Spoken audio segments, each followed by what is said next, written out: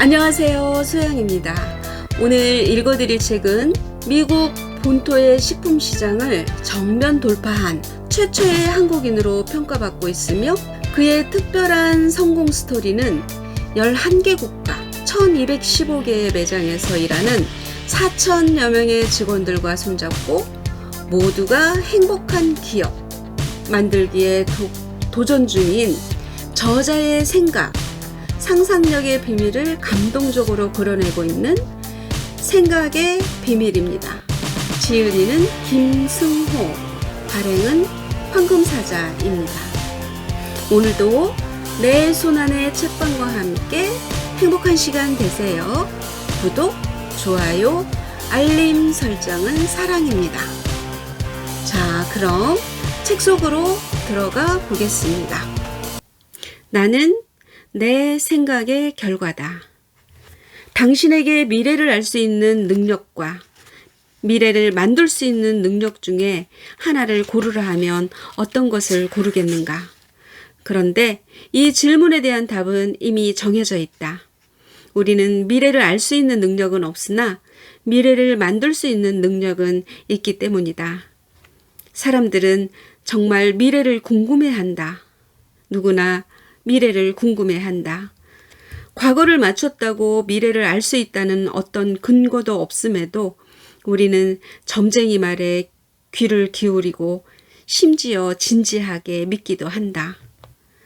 과거는 우리에게 흔적을 남긴다. 손등, 얼굴 표정, 옷차림, 어깨짓, 걸음걸이 등에 많은 흔적을 남긴다. 점쟁이는 이 정도 정보만 가지고도 많은 것을 알아낼 수 있다. 그러나 미래는 아무도 알 수 없기 때문에 흔적을 따라 유추해 볼 뿐이다. 다행인 것은 미래를 알 수 없더라도 우리들은 미래를 만들어낼 수 있다는 점이다. 이것은 생명과 생각을 가진 인간의 고유한 능력이다. 생명을 가진 모든 것은 그 생명이 유지되는 동안 세상의 물리적 흐름을 잠시라도 역류해 나갈 힘을 가진다. 생명이 없는 모든 것은 물을 따라 내려가지만 생명을 가진 물고기는 강을 역류해서 올라갈 수 있는 것과 같은 이치다. 그리고 이 생명의 의지를 가질 생각이 지속되면 꾸준히 역류해가며 헤쳐나갈 힘을 얻는다. 생명이 생각을 지니면 자연에 역류하여 미래를 만들어낸다. 그리고 그것은 넓은 의미에서 역시 자연스러운 자연 현상 중 하나다. 이처럼 인간은 미래를 알 수 없지만 미래를 만들 수 있는 능력을 지니고 태어났다. 흥미로운 것은 이를 믿는 사람에게는 그 능력이 주어지지만 이를 믿지 않는 이에게는 안 믿는 그대로를 믿게 한다는 점이다. 사과는 상자 안에 있다. 이를 있다고 믿고 열어보는 자는 사과를 갖게 된다.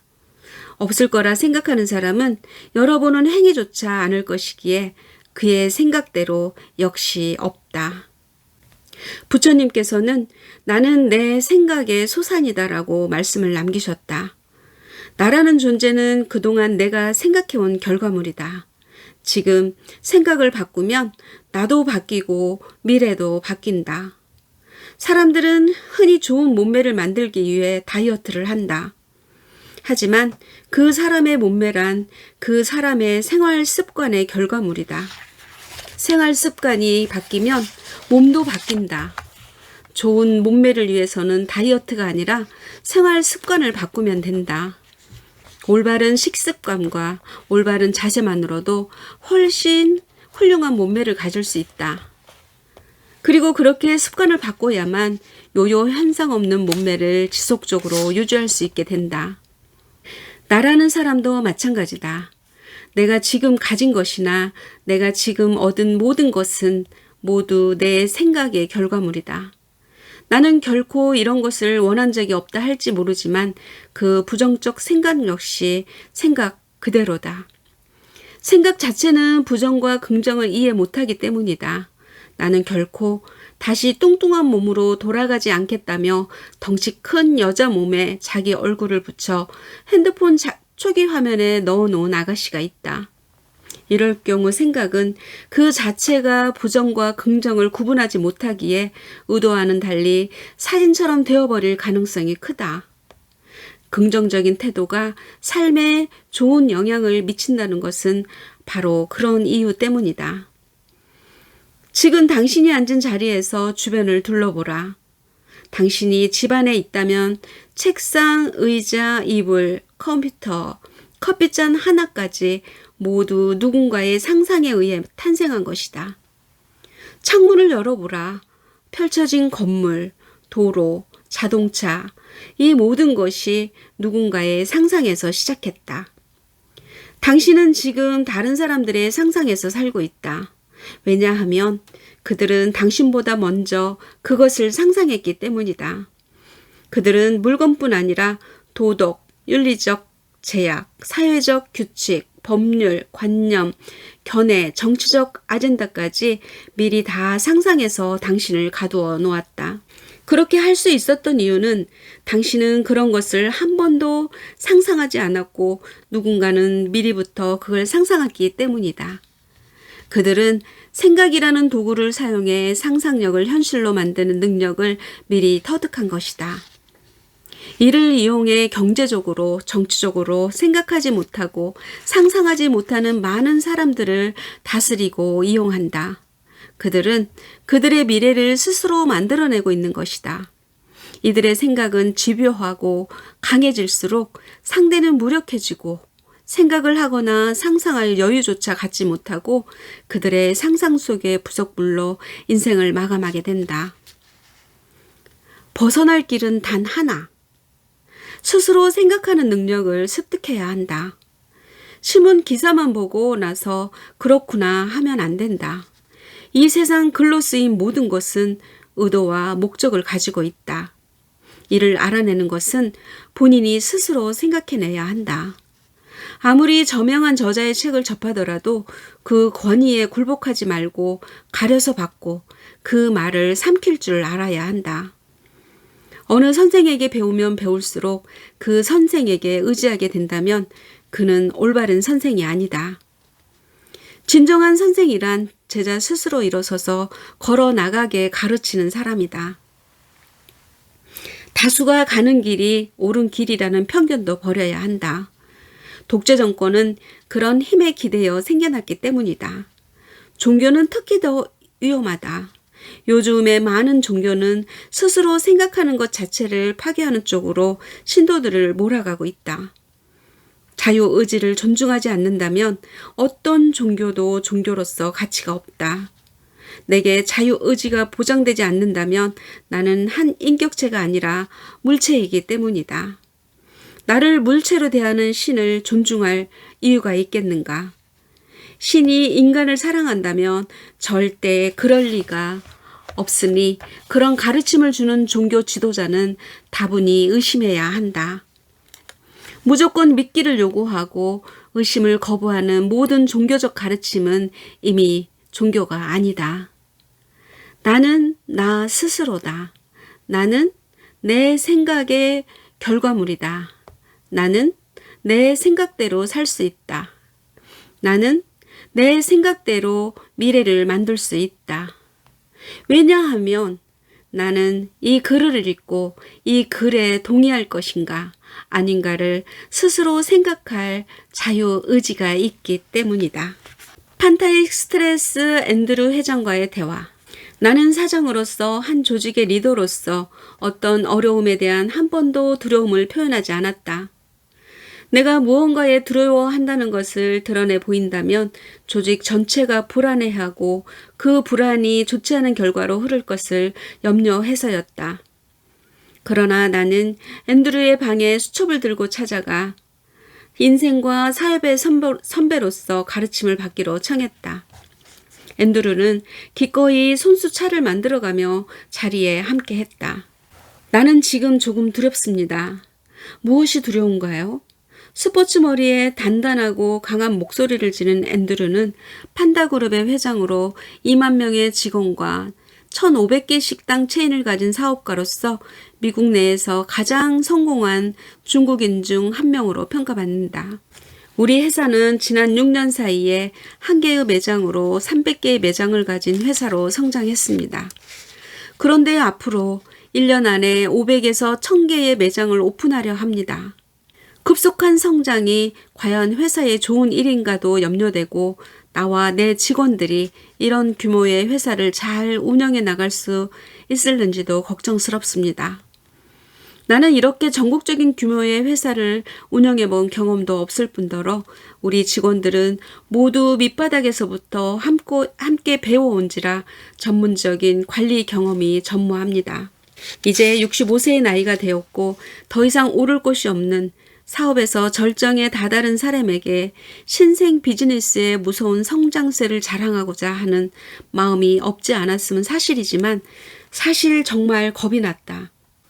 그가 나의 맹랑한 자랑에 대해 무슨 말을 해줄지 궁금했다. 사실 세상에는 타고난 사업가도 드물고 전문적인 교육을 받지 않았다고 해서 대형 사업을 운영하지 못할 일도 없다고 생각했지만 나는 여전히 그의 생각이 궁금했다. 그런데 그는 오히려 내게 반문했다. 이미 해가 저물기 시작한 하코네 온천의 한 다다미 방에서 나는 그의 질문에 답을 하려 애를 먹기 시작했다. 당신의 직원들은 당신을 만나고 난 후에 더 좋은 사람이 되었습니까? 내가 대답을 머뭇거리자 그는 계속 물었다.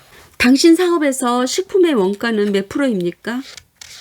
내 대답을 들은 그는 누군가가 막대한 이익을 남기는군요 라고 말했다. 그는 역시 냉철했다. 막대한 이익을 남기는 자가 내가 아닐 수도 있다는 가정을 하고 있었다. 이런 사람은 세 사람이 만족해야 합니다. 알고 있겠죠? 분명 알고 있었다. 나 역시 직원들에게 의자의 다리를 예로 들면서 우리에게 일감을 주는 회사, 우리와 함께 일하는 점주들, 그리고 우리 회사 등 셋이 모두 만족해야 의자가 스스로 서 있을 수 있습니다. 어느 한쪽 다리라도 짧으면 쓰러지게 돼 있어요. 이들은 다 만족하기 위해 노력해 주십시오. 라고 늘 설명하곤 했기 때문이다.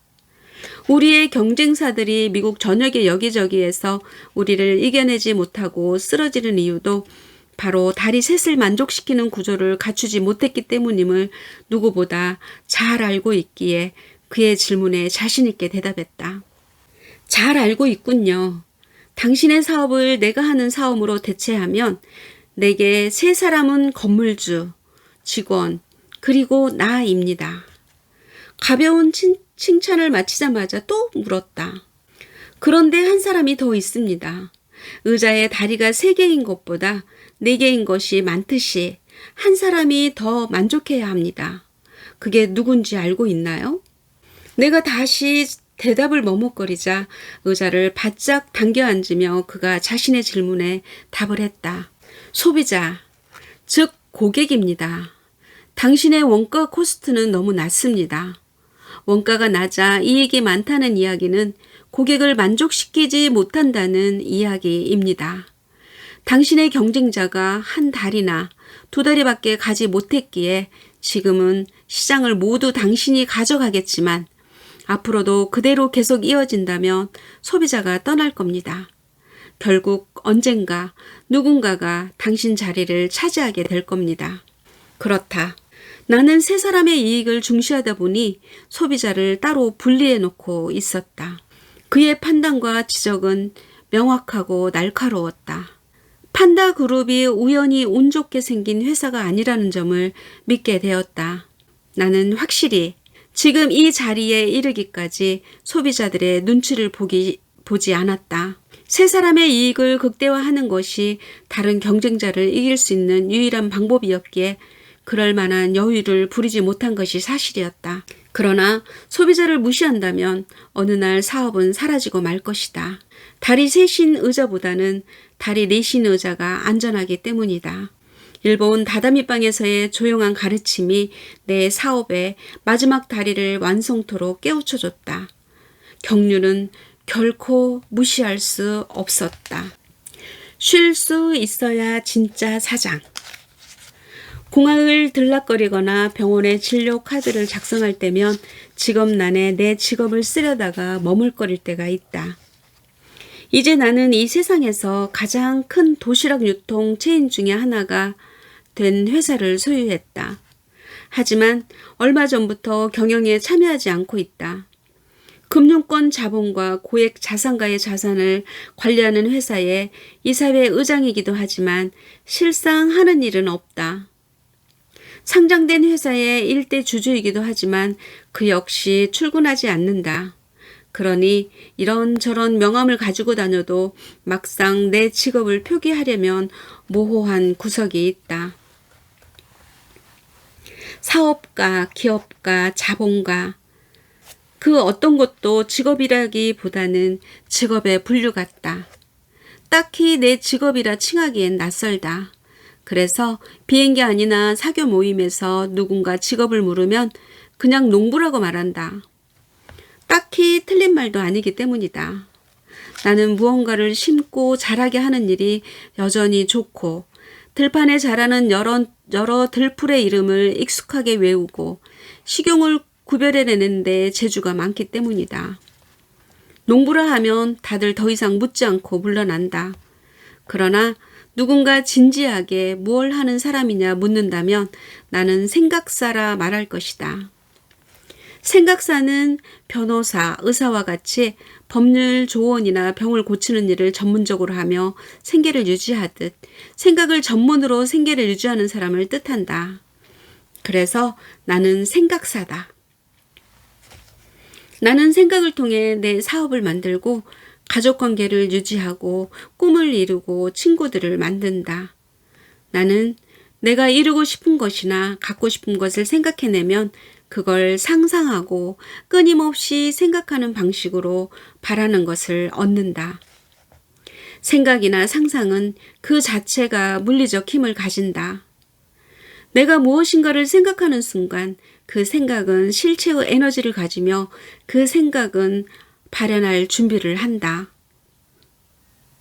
그 생각이 현실로 나타나는 첫 번째 모습은 그 생각을 시작한 사람이 종이에 글로 적었을 때다.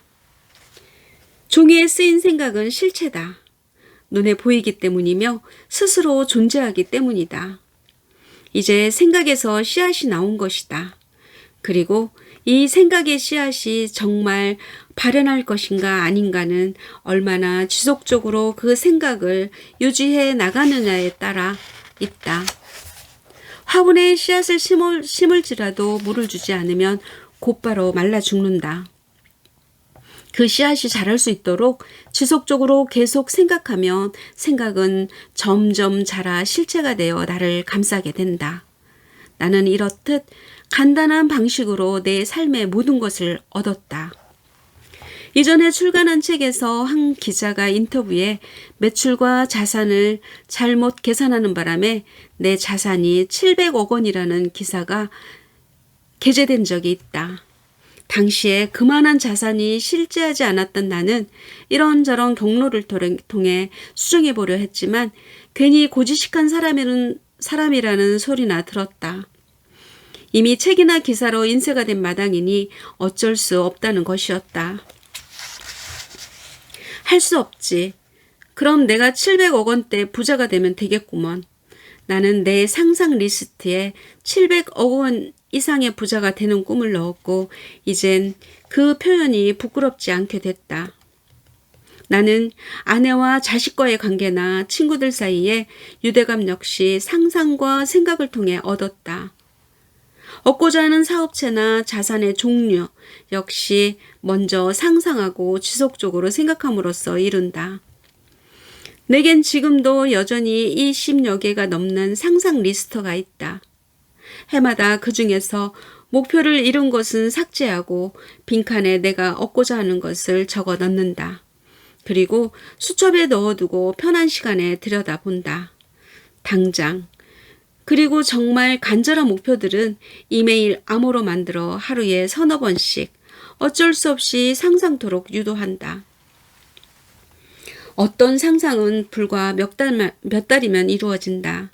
그러나 어떤 상상은 4년이 걸리기도 했다. 시간이 오래 걸리는 이유는 어떤 목표는 참외처럼 몇 달이면 익기도 하지만 사과나무처럼 몇 해가 필요하기도 하기 때문이다. 나의 이런 방식을 주변에 가까운 사람들에게 혹은 성공을 원하는 젊은이들에게 수없이 알려줬지만 실제 따라하기가 쉽지 않다. 그들은 생각사란 직업 이전에 이미 다른 직업을 갖고 있기 때문이다. 하지만 그들이 모르는 것이 하나 있다. 생각사란 직업을 갖기 위해선 돈도 필요 없고 따로 출근을 하지 않아도 된다는 사실이다. 그저 남 모르는 편한 시간에 머릿속으로 조용히 자신의 상상을 꾸준히 되뇌는데 도대체 얼마나 시간이 필요하다는 말인가? 나는 하루에 불과 몇 분만 투자함으로써 남들이 부러워하는 모든 것을 다 가졌다. 나는 전생에 나라를 구한 사람이 아니다. 나는 현생애에 내 나라를 내가 만들고 있을 뿐이다. 이제 책을 덮고 자기가 얻고자 하는 것을 명함 뒤편에 적어라. 빼곡히 적어라. 그리고 아침마다 읽어라. 될 때까지 들여다봐라.